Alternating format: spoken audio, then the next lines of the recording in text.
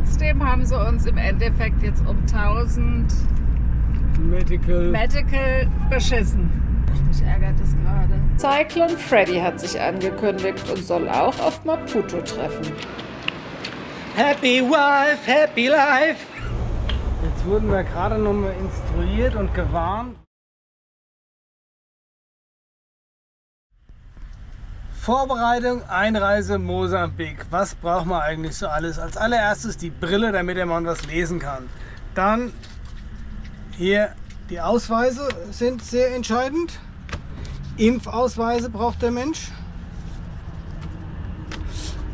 Fahrzeugschein ist in der Regel auch ganz brauchbar.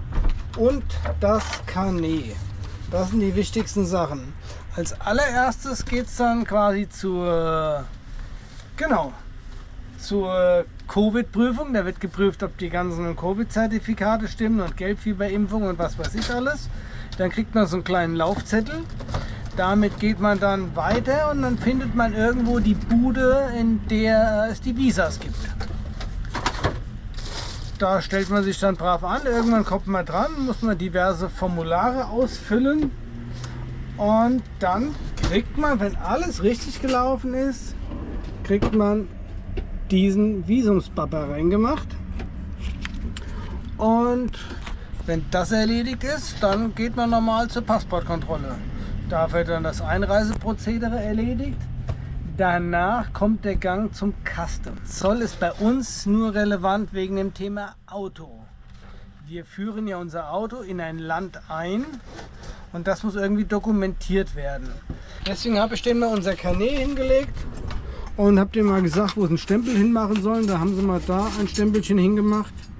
Und da unten auch den unteren Abschnitt, den behalten die normalerweise sogar, den kann man hier abreißen. Aber ja, haben einen Einreisestempel hingemacht, haben noch nicht mal das Datum reingeschrieben, das haben wir eben schon mal selber gemacht, auch nichts unterschrieben, das machen wir jetzt auch gleich alles selber. Aber entscheidend ist hier der magische Stempel. Wir sind drin, wir sind in Mosambik. Das ging jetzt zwar etwas länger, es ist heiß, aber sehr unkompliziert. Mal gucken, wann die komplizierten Sachen kommen. Tja, und schon sind wir wieder drauf reingefallen. Wir haben eben jetzt an der Grenze Geld gewechselt. Eine Riesentraube Menschen um uns herum und wir waren ganz ruhig und haben das eigentlich durch ein mikrogeöffnetes Fenster gemacht und das Geld 5-mal nachgezählt und trotzdem haben sie uns im Endeffekt jetzt um 1000 Medical beschissen. Also ein Schaden von ungefähr 12 €, der ist zu verkraften. Aber ist trotzdem doof. Nee, das ist eigentlich wieder sehr gut bezahltes Lehrgeld. Das sind top investierte 12 €, sag ich dir. Der Automat, der da eben stand, der war auch uns zu langsam. Das war auch irgendwie komisch, der Geldautomat. Deswegen haben wir das Unternehmen abgebrochen und haben, ja, weil wir halt doch jetzt für die Autobahn jetzt Geld brauchen, haben wir halt jetzt an den Locals, bei den Locals tauschen wollen. Ach, mich ärgert das gerade, weil wir so ruhig waren. Haben uns mal wieder ein bisschen um das Ohr ziehen lassen. Das kann gar nicht ärgern. Ich finde das, in Wahrheit finde ich das sehr gut. Aber willkommen Mosambik. Unsere ersten Kilometer auf Asphalt verlaufen strikt gen Osten der Küste entgegen und sind immer so wichtig, ein erstes Gefühl für ein Land zu bekommen. Es zeigt sich jetzt schon eindeutig afrikanischer, also ursprünglicher als Südafrika, Namibia und Botswana. Der meckert nur mit mir rum, am laufenden Band. Ich soll machen, ich soll nicht machen. Und selbst wenn er es selbst macht, dann passiert auch nur. Meine Güte! Da hinten ganz weit weg erscheint das Zentrum von Maputo. Es wird lebendiger. Ich liebe es, in solche Städte reinzufahren. Das finde ich irgendwie immer total inspirierend. Das ja irgendwie so. Finde ich total emotional auch. Das finde ich immer wieder sehr, sehr geil. Ich liebe das. Viele können das nicht leiden, in so Großstädte reinzufahren. Aber ich finde, hier pulsiert immer so das Leben. Da die bloß ein Gefühl irgendwie auch von der Stadt, von einem Land.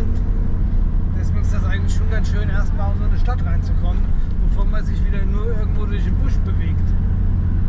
Also richtig flott vorwärts geht es hier auch nicht. Naja, aber es gibt schon Schlimmeres. Ich will auch, so viel Verkehr ist hier nämlich eigentlich nicht. Gell?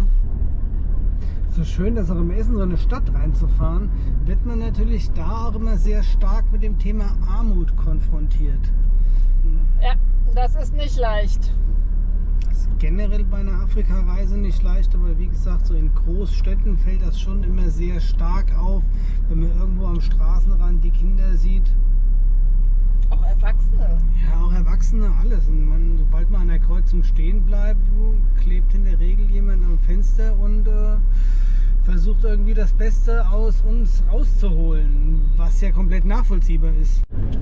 Hier sieht man mal einen Kolonialbau, der erste, den wir sehen. Wir nähern uns auch unserer hoffentlich Unterkunft. Mal gucken, ob die Platz haben. Hier soll es nämlich so einen Backpacker hier in der Stadt geben und da kann man wohl im Innenhof auch campen. Jetzt hoffen wir nur A, dass da Platz ist, wo ich davon ausgehe, weil so viel Tourismus ist ja nicht unterwegs, und dass da unser Auto reinpasst. Hier irgendwo auf der rechten Seite muss jetzt der Backpacker sein. Das ist die Adresse, die im Internet angegeben ist, dass man hier auch im Hof parken kann. Wie wir da reinkommen, ist zwar ein Rätsel, aber schauen wir mal. Irgendwie geht's ja immer und es zeigt sich mal wieder, wie gut es ist, dass Tembo nicht so groß ist und wir tatsächlich in den schützenden Hof passen. Denn eines kann man mal wieder über uns sagen, wir haben ein sensationelles Timing und das ist leider ironisch gemeint. Cyclone Freddy hat sich angekündigt und soll auch auf Maputo treffen. Da wir so gar keine Starksturmerfahrung haben, fühlen wir uns beschützt im Hof mit einer englisch sprechenden Hostelwirtin sehr gut aufgehoben und sicher, denn was bisher noch unerwähnt blieb, in Mosambik spricht man Portugiesisch und das beherrscht keiner von uns. Nachdem wir unser Hostel bezogen haben, unseren Backpacker im Hof stehen, sind wir jetzt den nachbarlichen Inder überfallen gegangen und essen hier lecker scharf. Lammcurry gibt es, die man mit Knochen, ich ohne Knochen, die Nase läuft. Und das Beste ist, wir sind gerade drinnen und hier geht es dann sogar mit der Temperatur. So, das Lämmchen. So, Bauch ist voll, Schnude brennt, Tisch versaut. Legen wir hier noch 1100 von Metikels da rein und damit bezahlen wir unsere Rechnung. Das fällt wieder raus. Wir machen uns gerade bereit, um in die Stadt zu gehen und sind tritschnass geschwitzt. Er ist frisch geduscht und sieht ein bisschen blöd aus auf dem Kopf. Aber es macht nichts. Er hat extra geduscht, damit er nicht so aussieht. Und extra schön gemacht für euch und für die Stadt Maputo. Jetzt geht es nämlich ab nach Maputo, 1,1 Millionen Einwohnerstadt. Die werden wir jetzt mal unsicher machen und gucken mal, was es da so zu sehen gibt. Das ist ja der Grund, warum wir überhaupt hierher gekommen sind. Jetzt geht's los. Jetzt geht's los. Mosambik ist in unserem europäischen Denken noch nicht wirklich präsent. Versank das Land kurz nach seiner Unabhängigkeit von 1977 bis 1992 doch in einem bitterbösen Bürgerkrieg. Kampfhandlungen und Hunger haben das Leben von über 900.000 Menschen gekostet und Millionen vertrieben. Die schnell wachsende Millionenstadt Maputo zeigt sich uns auf den ersten Blick aber eher von seiner sozialistisch geprägten Seite und weniger von seiner Kolonialzeit. In Hafennähe entdecken wir die oder eine der Zitadellen der Stadt.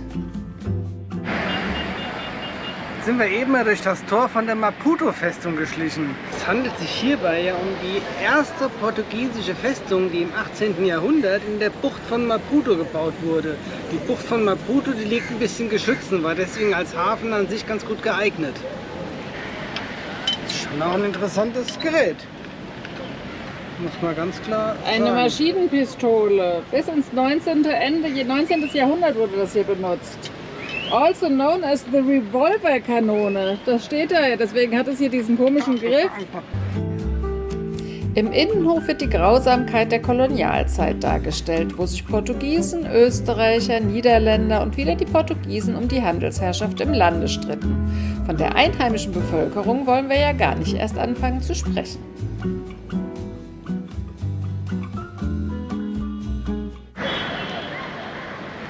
Wenn man sich so alte Bauten aus den Kolonialzeiten immer anschaut, hat das auch immer so ein bisschen was Deprimierendes, finde ich. Weil mich das immer so an die Sklavenzeit erinnert, die einfach im Kolonialismus mit einhergegangen sind und die ganzen deprimierenden Geschichten und Schicksale, die ja stattgefunden haben. Jetzt haben wir erstmal genug Kultur, jetzt machen wir die nächste. Wir suchen jetzt, was? Das Bahnhofsgebäude hier. Das muss auch ein Stück weiter entlang die Uferpromenade sein. Das Monument ist zu gedenken der im Ersten Weltkrieg gefallenen Menschen. Und es soll an eine griechische Göttin, an die griechische Göttin Athene erinnern und wird von einer Schlange umschlungen, die wir noch suchen. Die müssen wir jetzt noch suchen. Die Schlange und die gefallenen Soldaten des Ersten Weltkrieges. Hier im Hintergrund ist das der angeblich schönste Bahnhof in der Welt, aber das habe ich schon mal irgendwann gesagt. Der wurde 1895 von Gustav Eiffel entworfen und nach 100 Jahren, das heißt 1995, sehr liebevoll restauriert. Nach Fertigstellung von der Bahnlinie. Ich glaube, es regnet gerade ein bisschen. Aber nur kurz.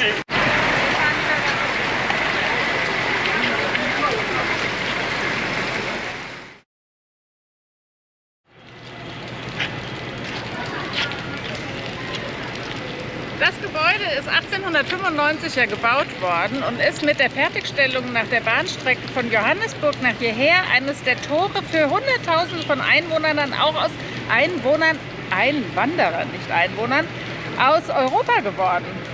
So wie wir jetzt. Wir gehen jetzt auch mal rein.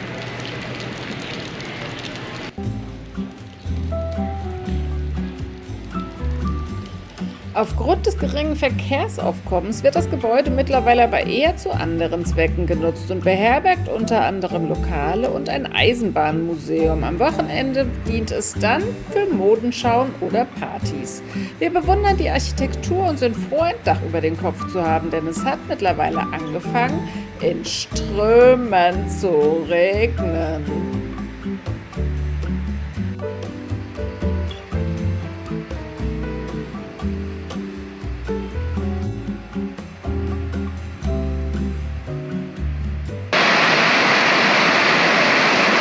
Wir warten nicht auf den Zug, wir warten, dass es aufhört zu regnen. Das wird niemand hören. Es ist der pure Wahnsinn, was da vom Himmel kommt, aber da wir nicht den ganzen Tag auf der Bank sitzen wollen, wagen wir uns Meter für Meter weiter vor. Da stehen sie wie zwei Verliebte unterm Baum und schützen sich vom Regen und wissen nicht, was sie jetzt machen sollen. Aber wir dürfen gar nicht verliebt sein. Hier ist das nicht so gerne gesehen. Zärtlichkeiten zwischen Mann und Frau in der Öffentlichkeit.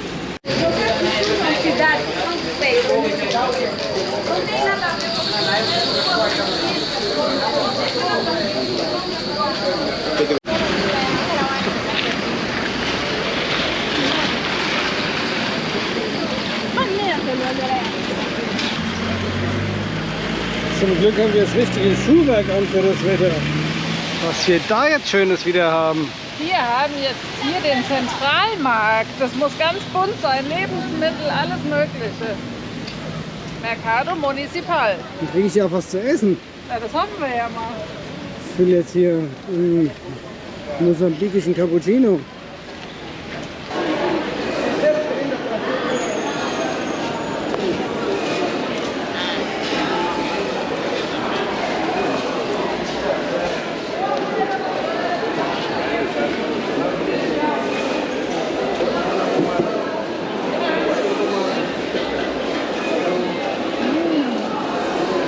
Hier riecht es lecker nach verwestem Fisch, nach frischem Fisch, wenn man so rum ausdrücken.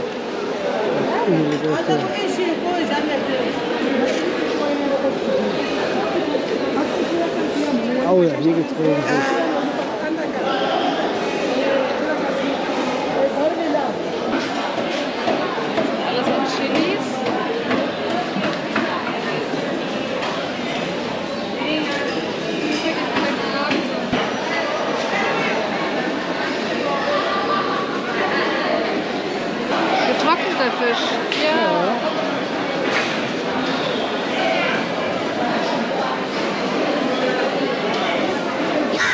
Hier gibt es jetzt die Fressstände hinter uns. Aber ich wollte doch so ein Cappuccino. Wir haben noch nicht gefrühstückt. Also wenn ich das Häuschen da sehe, dann würde ich sagen, da hat bestimmt der Herr Eifel drin gewohnt. Das sieht doch nach einer kompletten Metallbude aus.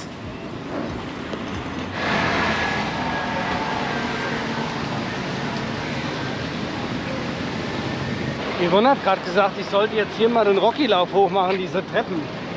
Das kommt, glaube ich, daher, weil wir nämlich gelesen haben, dass für den Film Muhammad Ali einige Szenen, die normalerweise in Kinshasa spielen, wurden aber hier in Maputo gedreht. Die Regisseurin hat gesagt, was ich machen soll. Na, das flutscht ja. Endlich haben wir mal die Rollen getauscht. Sehr gut!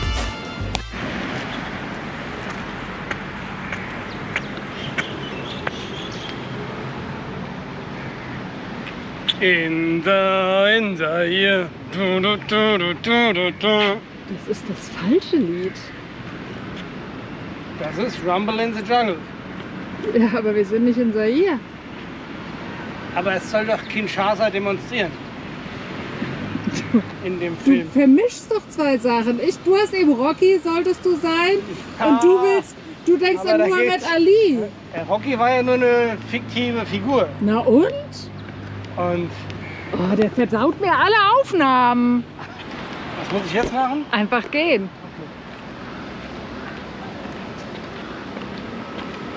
Er ist brav. Das macht dann wenigstens Stress.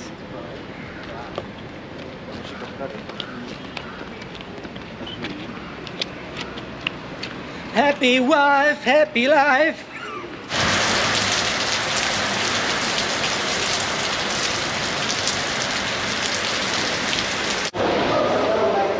Regenphase vorbei. Wir müssen weiter. Jalla. Das da drüben ist eine katholische Kirche. Sitz des Erzbistums hier Maputos. Und sie ist gebaut 36 bis 44, 1936 bis 44 haben sie das gute Stück gebaut. Klappt doch mit meinem laufenden Lexikon. Wir schlagen uns jetzt irgendwie zurück zum Auto, denn gefrühstückt haben wir immer noch nichts. Und die Kaffeeauswahl ist in Maputo ziemlich überschaubar, nämlich G0. Zumindest haben wir zu Fuß keines gefunden und der Hunger treibt uns zu Tembo zurück. Auch wenn wir uns in der Stadt trotz nasser Füße pudelwohl fühlen. Jetzt wurden wir gerade noch mal instruiert und gewarnt, weil heute Nacht soll der Zyklon kommen, der aktuell über Madagaskar wütet. Und der soll ja heute Nacht um 2, 3 Uhr eintreffen. Wir ziehen jetzt noch mal auf die andere Seite hier von dem Gasthaus, fahren auf einen anderen Hof drüben rein, weil wir dort etwas besser und geschützter wohl noch stehen. Unsere Gastgeberin zeigt sich besonnen beunruhigt und auch gut vorbereitet. All ihre Wassertanks sind voll, Stromgeneratoren stehen bereit. Ist ja auch sonst hier im Lande immer wieder mit Stromausfällen zu rechnen, dann erst recht nach einem Zyklon. Und ihre und unsere Lebensmittelvorräte sind gut gefüllt. Also einfach nur einmummeln und hoffen, dass es nicht so schlimm wird. Maputo, welches ja im äußersten Südosten des Landes liegt, wurde bisher noch nie so stark von den Stürmen getroffen. Hoffen wir das Beste. Bisher größte Herausforderung ist es, Tembo doch in die zweite, sehr schmale Hofeinfahrt zu bugsieren. Aufgrund des Zyklons gehen Sie jetzt auch davon aus, dass halt hier der Strom ausfallen wird. Deswegen war die Empfehlung, dass wir auch nochmal Strom zapfen, um unsere Batterien voll zu machen, weil man hier nicht weiß, wie viele Tage der Stromausfall dann dauert. Die haben zwar auch einen Generator, aber der dient halt nur hier für die Notversorgung des Hauses, damit man einmal am Tag wenigstens irgendwie Duschen hinbekommt. Also auch wie lange Wasser und sowas ausfällt, das weiß ja kein Mensch. Aber es soll wohl mit einer der stärksten der letzten Jahre sein, der hier ankommt. Gucken wir mal, ob die Dose hier noch funktioniert. Ja, das ist gar nicht. Sehr locker. Das gefällt mir schon mal gar nicht. Jetzt klemmen wir das gerade noch mit drunter. So ist der Stecker wenigstens gerade drin. Stromtest. Jetzt wollen wir mal gucken, was hier geht. So, 88% haben wir noch.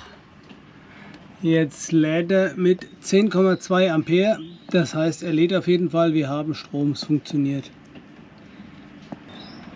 So, machen wir die Batterien nochmal richtig schön voll und warten auf den Stromausfall heute Nacht.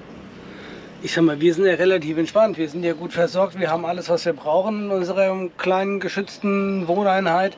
Das ist ja für alle anderen Betroffenen. In so einer Stadt ist das ja ein viel größeres Problem. Wenn hier mal der ganze Strom komplett zusammenbricht über längere Zeit, kann man sich vorstellen, wie das zu Hause ist. Und hier Tag 2 in Maputo. Wir machen uns wieder bereit für die nächste Stadterkundung. Orkan, beziehungsweise hier heißt er ja Zyklon, Freddy hat uns noch nicht erreicht. Mal gucken, was der heutige Tag mit sich bringt. Wir nehmen auf jeden Fall mal Schirme mit. Gestern haben wir sie vergessen und waren ja mehrfach nass. Mal gucken, ob unsere kleinen Schirmchen was dagegen ausmachen können, gegen diese Wassermassen, die hier runterkommen.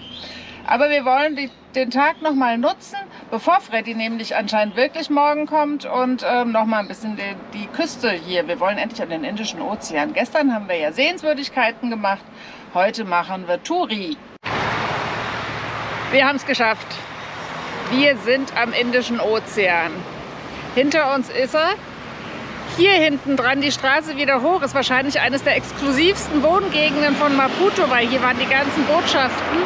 Das ist hier wunderschöne Hanglage. Ich zeige euch das mal hinter mir überall. Und da laufen wir jetzt die ganze Zeit schon durch. Ich bewundere die nicht jetzt für die nächsten 2-3 Tage, weil hier kommt ja ein kleiner Hurricane an. Nein, ich vergesse es immer wieder, ein Cyclone. Freddy besucht uns ja und die sind ja in erster Reihe, halt auch in erster Reihe betroffen. Es ist heiß. Ich hab Durst, ich muss pipi. Und sie weiß nicht, wo es lang geht. Das wird er sich ja so manchmal wünschen, aber eine gute Orientierung habe ich. Ich gehe nicht so schnell verloren im Gegensatz zu meinem Mann. Wir trotzen der Hitze und Luftfeuchtigkeit, immerhin regnet es mal nicht und lernen eine neue Seite Maputos kennen. Scheinbar ein kleines Amüsierviertel. Geschäfte, Restaurants und Cafés säumen die Straße und ganz ehrlich, gefühlt bereitet sich niemand auf einen Cyclone vor.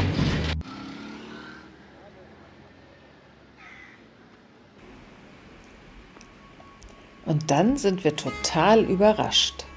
Wir kommen an einer griechisch-orthodoxen Kirche vorbei, der ich niemals widerstehen kann. Auch wenn ich mich nicht wirklich gläubig im kirchlichen Sinne nennen kann, werde ich immer wie ein Magnet angezogen und muss sie betreten.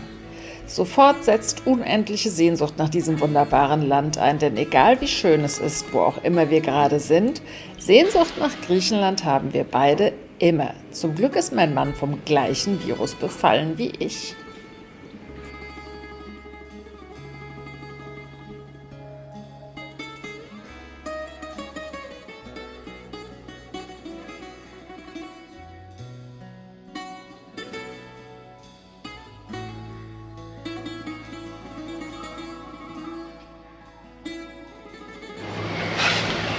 Jetzt werden ja noch mal die Gullis freigemacht, bevor der große Regen fällt.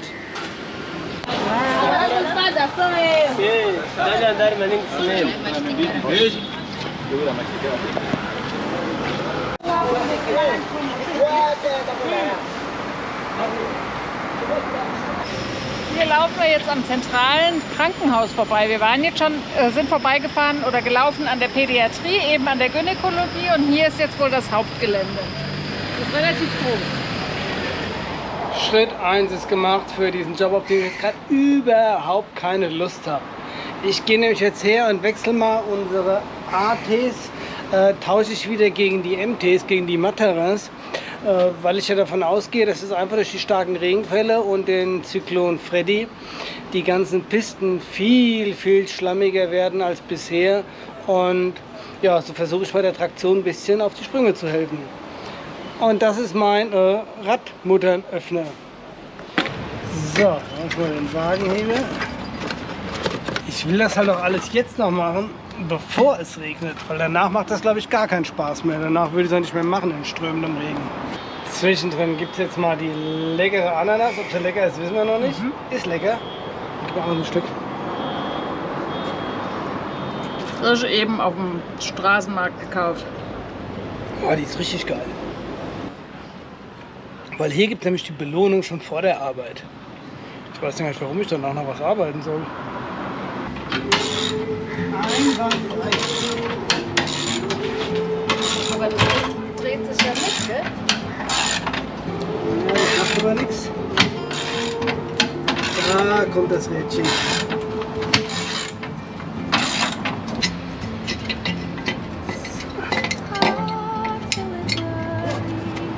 Schon kann man es rausholen.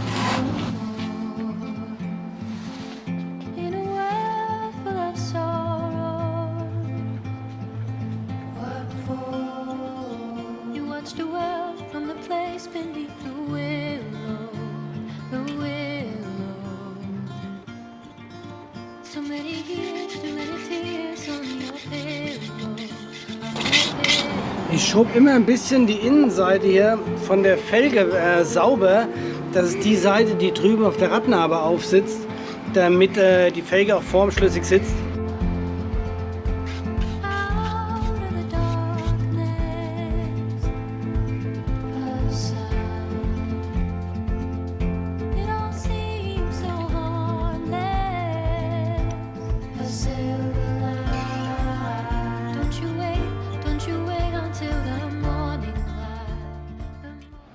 Bevor wir jetzt auf Fischmarktexpeditionen in Maputo gehen, zeigen wir euch erstmal Fatimas Backpackers, wo wir nämlich hier gerade wohnen. Und Wäsche gewaschen haben, Höschen. Aber ich muss jetzt mal schnell abschließen, bevor die Frau nervös wird, weil es geht jetzt los. Sie kriegt Fisch und muss aber erst mal 7 Kilometer hinlaufen, danach darf sie noch 7 Kilometer zurücklaufen. Ich habe schon die Laufschuhe an. Ich habe ein bisschen Angst, aber ansonsten, ich werde ja mit Fisch belohnt. Jetzt gehen wir mal mit euch hier durch. Ich rede dann auch nicht so viel, weil es ist ja immer peinlich, wenn man irgendwo durchläuft und vor sich hin bruspelt. Das ist gar nicht peinlich, dass ich vorne dran laufe. Hier duscht jetzt schon mal jemand. Schon so ein bisschen geil hier. Hier haben wir schöne Chill-Out-Area. Da ist die Bar. Aber Bier kriege ich jetzt keins, das muss ich mir erst noch verdienen.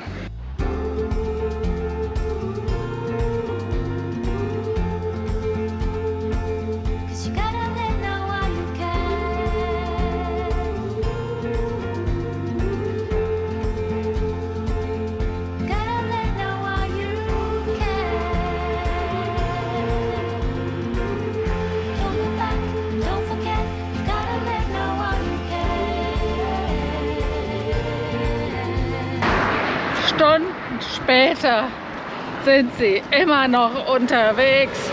Das Hirn ist ausgedörrt. Naja, wir trinken schon immer zwischendrin, aber es ist so schwül, das ist unfassbar. Ich freue mich immer, wenn ihr mal zu warm ist. Das erste Learning vom Fischmarkt ist, man kann sich setzen, das finde ich ganz angenehm. Es gibt kaltes Bier. Hello, picture. Du kannst auch Wasserpfeife rauchen, wenn du willst. Will ich ja gar nicht. Also, was haben wir gesagt? Es gibt Fisch, es gibt Bier, man kann sich hinsetzen. Und man kriegt noch die Hände gewaschen. Also so gesehen, ich glaube, ich bin zufrieden.